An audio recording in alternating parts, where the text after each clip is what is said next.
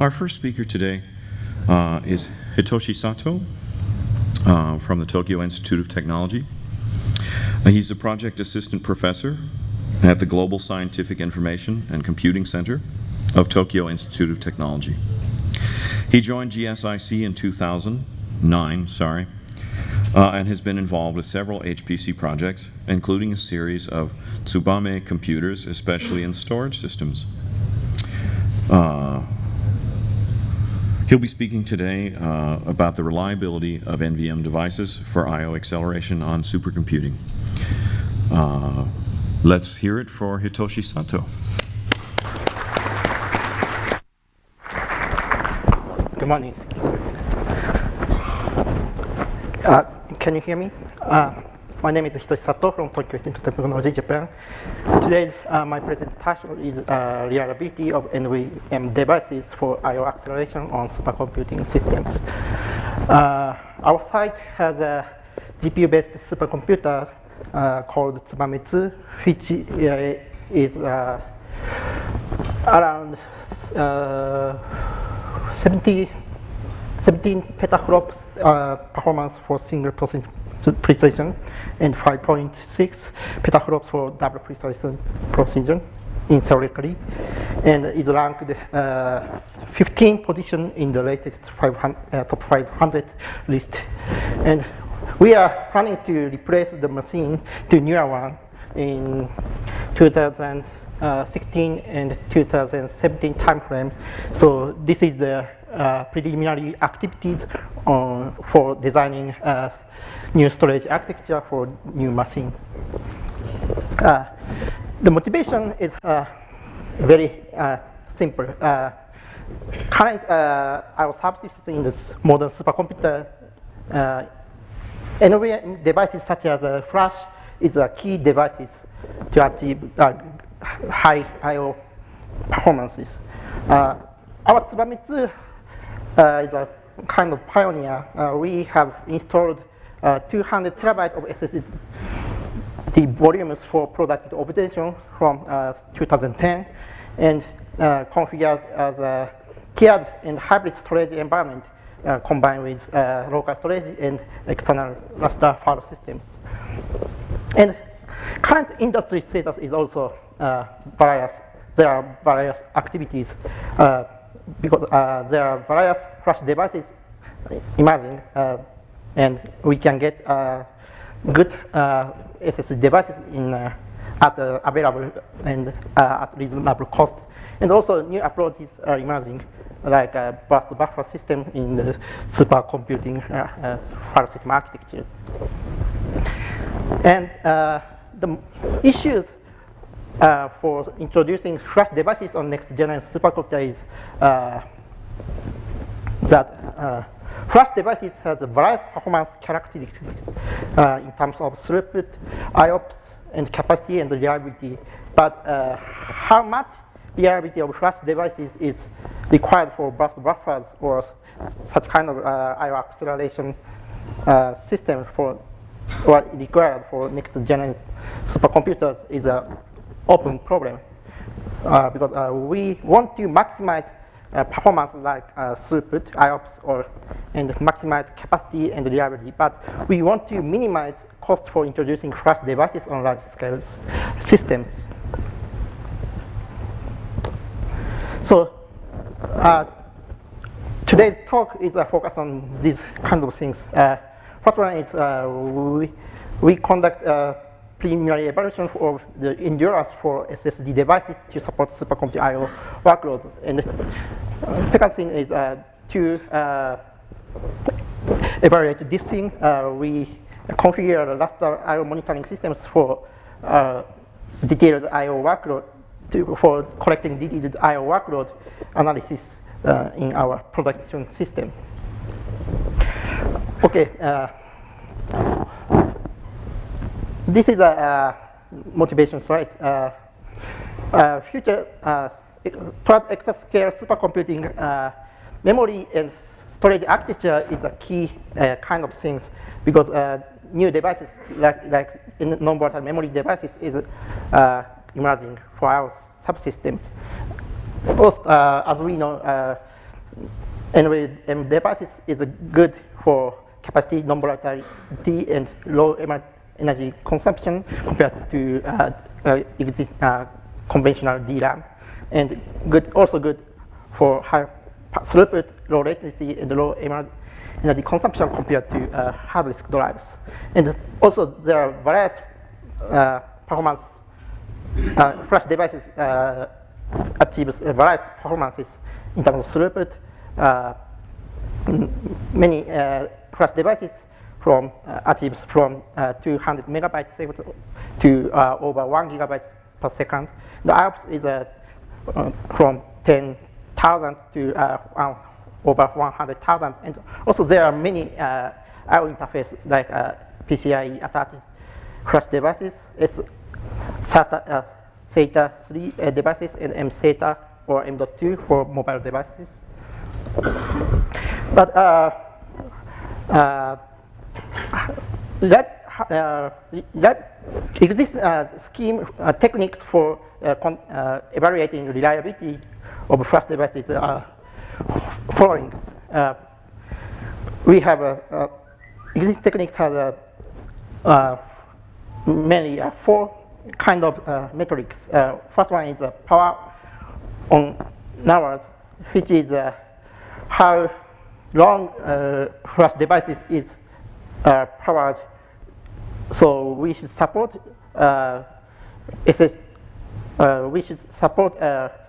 this kind of parameter for operation duration, like from 4 to 5 years. And second metric is endurance. Existing flash devices define petabyte written. How much existing flash devices has metrics that how much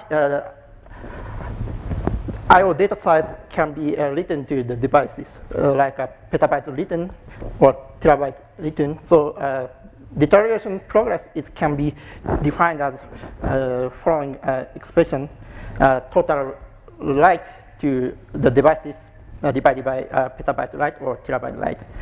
Third metric is average erase count, which is the upper limit of erasure count of devices, which is determined for flash devices. So by using this metrics, we can define deterioration progress as this kind of expression: average erase count divided by upper limit of erase count. And the final metric is incidence of bad blocks, which is how often bad blocks will occur, whose metrics impact for labeling or garbage collection of the devices. So here we cannot collect power on hours and average erase count and incidence of bad blocks metrics from I/O workloads. So we focus on the evaluation of the endurance based on the I/O workload of our system, and define the endurance of existing the flash devices are the following. Y-axis denotes the endurance that is the upper limit of I/O written, and x-axis denote each devices. Device A and device B is a kind of PCI Express attached flash devices, and device C and device D is a common SATA-based SSD devices, but device C is focused designed for data center one, and device D is designed for commodity PCs. And final E and F devices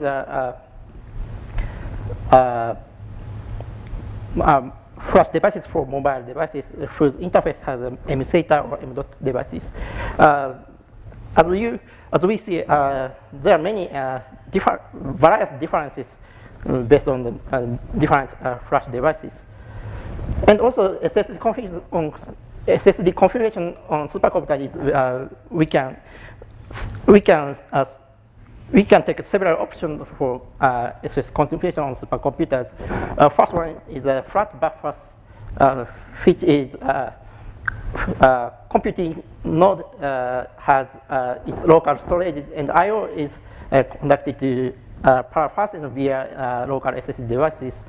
And our Tsubamitsu is this type of SSD configuration. And another one is a burst buffers, which is which introduce the intermediate servers which has local SSD devices, and so computing node conduct I/O operation to power fast system to firstly I/O conducted to the intermediate servers, and then intermediate servers delegate to I/O operation to the power fast system.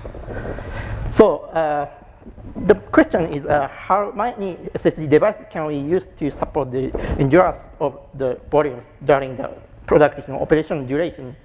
So we analyze the required endurance based on our Lustre I/O monitoring for in our supercomputers. So this is a Lustre overview of Lustre I/O monitoring that we use in our evaluation, which is thanks to DDN's Ihara-san's effort, we introduced the detailed Lustre I/O monitoring for collecting detailed I/O analysis and forecast. This Lustre I/O monitoring system is consists of two components. First one is collector for collecting I/O stats on Lustre MDS and OSS. So this collector collects Lustre proc information on MDS and OSS, and then the collector sent to the database server. We use the open time series database, which is kind of based on the hardware-oriented technologies like HBase and HDFS, so we can process a scalable analysis for data analysis on Lustre I/O monitoring. So in order to conduct detailed I/O monitoring, existing Lustre MDS and OSS generate a gigantic many Lustre stats, more than 10 million or 1 million. So how to handle these gigantic data set is a kind of challenge for detailed I/O monitoring. So we configure this kind of Lustre I/O monitoring system to onto our Tsubamitsu supercomputer in production system. So here, let me explain the endurance evaluation scheme. So we estimate total write size during Tsubamitsu's operation years from 1 to 5 years based on Lustre write data rate. And we map the total write size to aggregated SSD volumes, and then evaluate the endurance of the aggregated SSD volumes based on the total write size. And this is our Tsubamitsu configuration. We have over 1,408 computing nodes, and each computing node has 2 SSD devices whose capacity is 60 gigabytes, and connected to the QDR InfiniBand factory networks, and storage system is also connected to the network. Lustre is in total 3.6 petabytes, and we use the DDN's SFA 10K 10K system for Lustre volumes, and so the throughput is around 30 gigabytes per second. So, and configuration of SSD modules is we assume the configuration the same as Tsubame 2 configuration, 2 devices per node, and we assume using 1,408 nodes. So in total, 2,816 devices for evaluation. And we also a naive assumption for evaluation. Written data are equally distributed to the aggregated SSD volumes, and the endurance of the aggregated SSD volumes is equal to the aggregation of the endurance of each devices. So the result is a preliminary result. And we also set this kind of target devices. This is the same as I explained in the previous slide. And this is the result of the aggregate data rate for Tsubame 2 Lustre volumes in a day on February. We observed maximally 16.5 gigabytes per second data rate, and the average data rate is at 2.07 gigabytes per second. So based on this data, we estimated estimated write board size based on the Lustre I/O workload on Tsubame 2. So based on this average I/O, if this kind of average I/O continue in our system, the total data size is reached to 311 petabytes for 5 years. So based on this, we map the existing flash devices, and we plot the existing devices. So the red line is aggregate endurance of volumes using SSD devices, and lower is a beta result. So this is the result. Device A and device B is a flash PCI Express attached flash devices, and device C is a more than existing SSD common devices designed for data center. Device D and E and F is a mobile SSD and common PCs SSD devices. So as we see, we may support I/O operation by using more cheap devices, but this is a very hard limit. So we also evaluated the number of required devices to support estimate total write size during operation duration, which means 311 petabytes for 5 years. This is the result. Flash A and Flash B is required for several number of flash devices, and Flash D and E and Flash F devices is required to thousands of flash devices. And so we can consolidate by using the more good I/O devices, but aggregate throughput is quite different result. By using cheap SSD devices and aggregate them, we can achieve more throughput performance. So discussion, we can configure SSD-based buffer volumes using commodity-based SSD devices based on Lustre write I/O workloads. So, but several thousands of devices needed. So if we use high-end SSD devices, PCIe attached flash, we can consolidate the SSD devices, but required performance limits under the limitation of the endurance of the SSD devices. So further evaluation by using more detailed I/O behavior is needed, but we also are planning to create a performance model, budget, performance, and endurance. So this is undergoing. So summary, we report a preliminary evaluation of endurance for SSD devices to support supercomputing system I/O workloads based on Lustre I/O monitoring.